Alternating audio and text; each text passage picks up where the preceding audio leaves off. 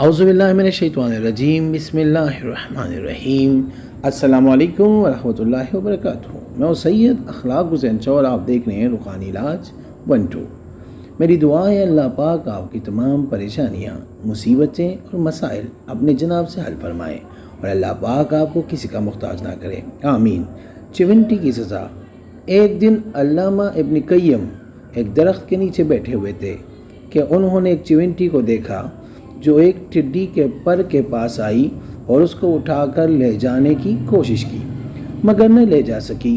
کئی بار کوشش کرنے کے بعد اپنے کیمپ یعنی بیل کی طرف دوڑی۔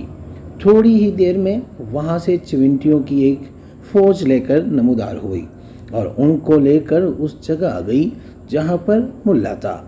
گویا وہ ان کو لے کر پر لے جانا چاہتی تھی۔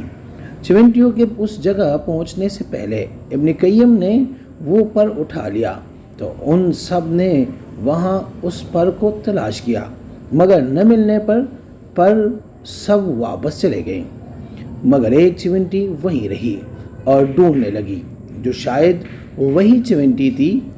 اس دوران ابن قیم نے وہ پر دوبارہ اس جگہ رکھ دیا، جبکہ اس چونٹی کو دوبارہ وہی پر مل گیا تو وہ ایک بار پھر دوڑ کر اپنے کیمپ میں چلی گئی اور پہلے کے مقابلے میں کچھ کم چونٹیوں کو لے کر آ گئی۔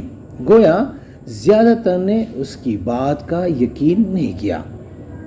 ویڈیو میں بڑھنے سے پہلے اگر ابھی تک آپ نے ہمارے چینل کو سبسکرائب نہیں کیا تو برائے مہربانی ہمارے چینل کو سبسکرائب کریں اور بیل آئیکن کو کلک کریں تاکہ ہماری ہر نئی آنے والی ویڈیو کا نوٹیفیکیشن آپ کو بر وقت مل سکے۔ اس بار بھی جب وہ ان کو لے کر اس جگہ کے قریب پہنچی تو علامہ نے وہ پر پھر اٹھا لیا اور سب نے اس کو دوبارہ کافی دیر تک تلاش کیا، مگر نہ ملنے پر سب واپس چلی گئی اور حسب سابق ایک ہی چونٹی وہاں اس پر کو ڈھونڈتی رہی۔ اس دوران علامہ نے ایک بار پھر وہی پر اس جگہ رکھ لیا تو وہی چونٹی نے اس کو ڈھونڈ لیا اور اپنے کیمپ کی طرف ایک بار پھر دوڑ کر گئی، مگر اس بار کافی دیر کے بعد صرف 7 چونٹیوں کو لے کر آئی۔ تب ابن قیم نے اس پر کو پھر اٹھا لیا اور چونٹیوں نے کافی دیر تک پر کو تلاش کیا اور نہ ملنے پر غصے سے اس چونٹی پر حملہ آور ہوئے، اس کو ٹکڑے ٹکڑے کر کے رکھ دیا۔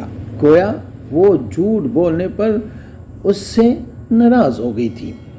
استخارہ فی سبیل اللہ کرنے کے لیے بھی آپ ہم سے رابطہ کر سکتے ہیں۔ رابطے کا طریقہ یہ ہے کہ اپنا نام، اپنی والدہ کا نام آپ کمنٹ میں لکھیں اور جس مقصد کے لیے آپ استخارہ کرنا چاہتے ہیں وہ مقصد بھی لازم مینشن کریں۔ انشاءاللہ ہم 24 گھنٹے کے اندر استخارہ کر کے آپ سے رابطہ کریں گے اور اگر کوئی مسئلہ ہوا تو ہم رہنمائی بھی کریں گے فی سبیل اللہ۔ تب ابن قیم نے وہ پر ان چونٹیوں کے درمیان رکھ دیا۔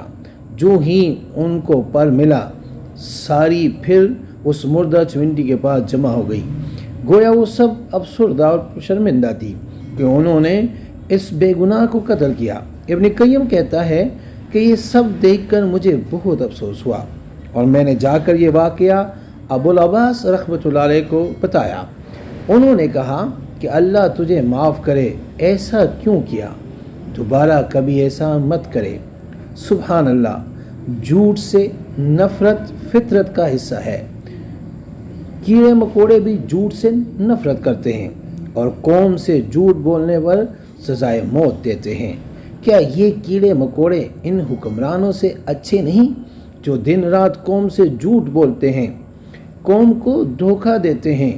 کیا قوم میں ان چونٹیوں کے برابر غیرت بھی نہیں کہ وہ جھوٹوں کی حکمرانی کو مسترد کر دے اور ان کو سزا دے اور ایک سچے مسلمان کو اپنا حکمران بنائے جو اللہ کی طرف سے نازل کی گئی سچائی ان پر نافذ کرے؟ ساتھ میں علامہ صاحب نے یہ بھی لکھا ہے اپنی کتاب میں کہ چونٹی رزق کی علامت ہے۔ یہ ایک راز ہے، جہاں چونٹیاں وہاں رزق میں اضافہ لازمی ہوتا ہے۔ چونٹیوں کی وجہ سے گھر میں برکتیں ہوتی ہے، رزق میں اضافہ اور فراوانی ہوتی ہے۔ علامہ ابن قیم رحمۃ اللہ علیہ نے اپنی کتاب فتح الدار السعادہ میں اس واقعے کا ذکر کیا ہے۔ امید کرتا ہوں آج کی یہ ویڈیو آپ کو پسند آئی ہوگی، اور مجھے یہ بھی امید ہے کہ انشاءاللہ ہم آج سے جھوٹ سے اجتناب کریں گے، سچ کا ساتھ دیں گے، سچ بولیں گے، کیونکہ جھوٹ سے نفرت فطرتی ہے۔ ہم نہیں، کیڑے مکوڑے بھی جھوٹ سے نفرت کرتے ہیں۔ اگر آپ کو یہ ہماری ویڈیو پسند آئی ہو تو برائے مہربانی اس کو لائک کریں، شیئر کریں، تاکہ دوسرے بھی اس سے فائدہ اٹھا سکیں، اور ہمارے چینل کو بھی لازمی سبسکرائب کریں۔ جزاک اللہ۔